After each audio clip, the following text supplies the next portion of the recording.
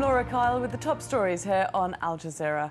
Voting is underway in the parliamentary elections in Lebanon. Security is tight with 50,000 soldiers and police deployed across the country. The election pits the governing Western-backed coalition against an alliance that includes the Shia Muslim group Hezbollah. Polls are forecasting a tight race for the 128-seat parliament. Well, former US President Jimmy Carter is in Lebanon as part of the election monitoring team.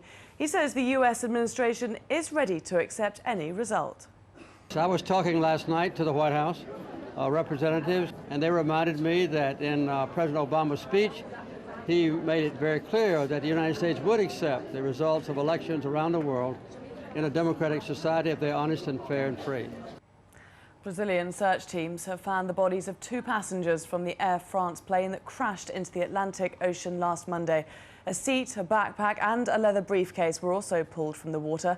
Flight 447 was carrying 228 passengers and crew when it crashed whilst flying from Rio de Janeiro to Paris. 2 Pakistani policemen have been killed by a suicide bomber targeting an emergency response centre in the capital Islamabad. 6 other officers were wounded. Police say the bomb exploded when officers fired at the attacker as he jumped over a wall. No claim of responsibility has been made. Iran's president has confronted one of his reformist rivals in a televised debate ahead of Friday's election. Former parliamentary speaker Mehdi Karoubi accused Mahmoud Ahmadinejad of dishonesty for claiming economic growth under his administration. Minor clashes between rival supporters were reported as people watched the debate in a Tehran square. Peru's president has imposed a curfew in a northern Amazonas state after the deaths of at least 22 police and 30 indigenous people in 2 days of fighting.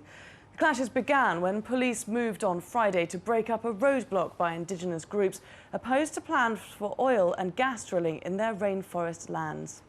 Don't forget, you can always find more on our website, aljazeera.net/English.